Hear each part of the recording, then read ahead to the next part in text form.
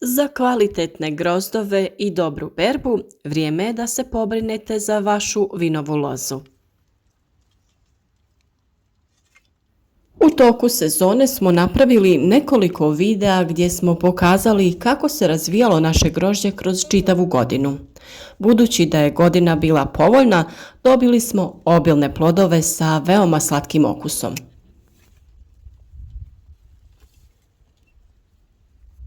Lozu nismo tretirali hemijskim preparatima u fazi plodonošenja, tako da su vidljiva oštećenja na listovima.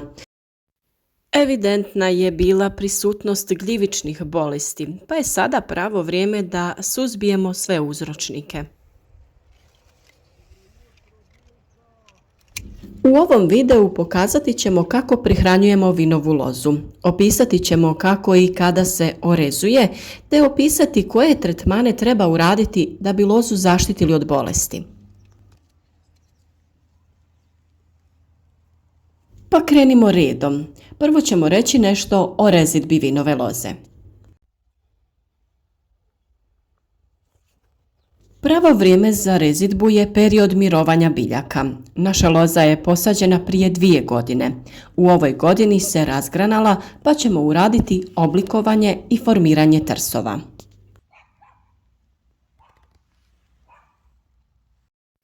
Rezidba vinove loze obavlja se u zimskom periodu kada je biljka u fazi mirovanja, odnosno kretanje sokova je minimalno.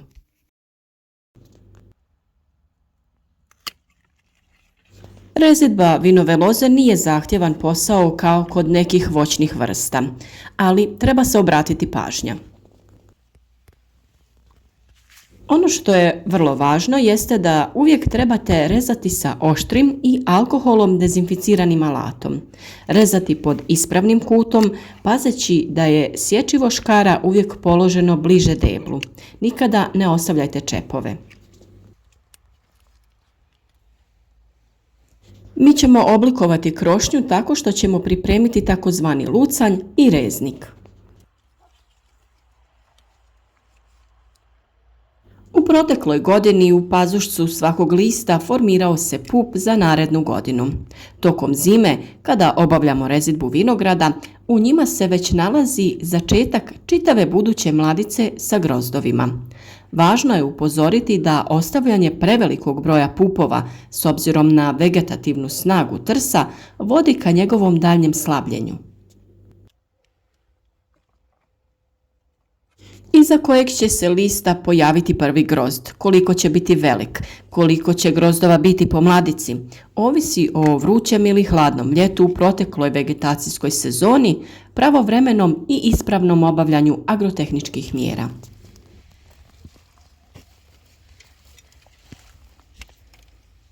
Opće pravilo rezidbe za Gyotov dvokratni i jednokratni uzgoj je taj da se sa trsa u pravilu odstranjuju prošlogodišnji lucnjevi u potpunosti, a sa prošlogodišnjeg prigojnog reznika se donja rozgva reže na reznik od 2 do 3 pupa, a gornja na lucanj od 8 do 10 pupova.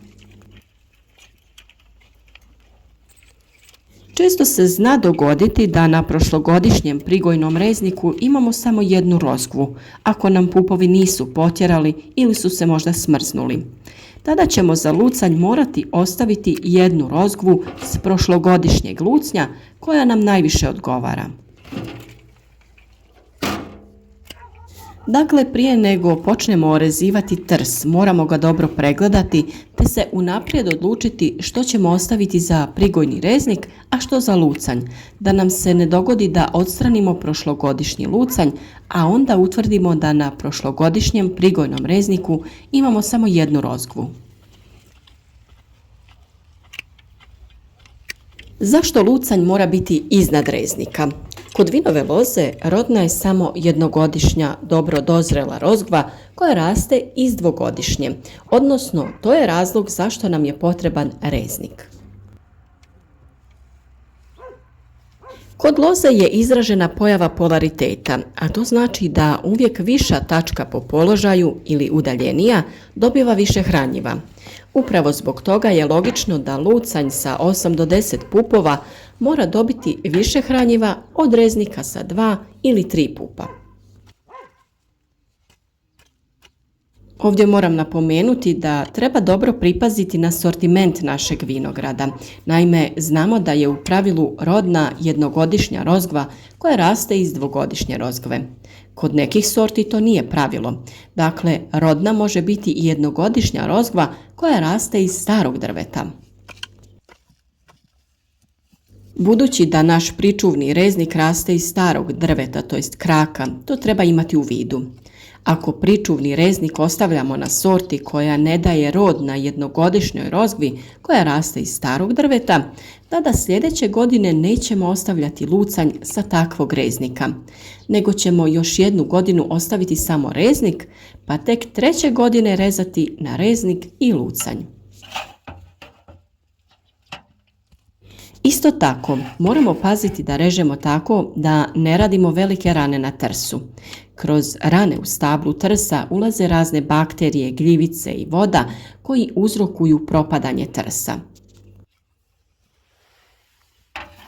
Takve rane treba premazati voćarskim voskom, silikonskim kitom i sličnim preparatima koji će dezinficirati ranu.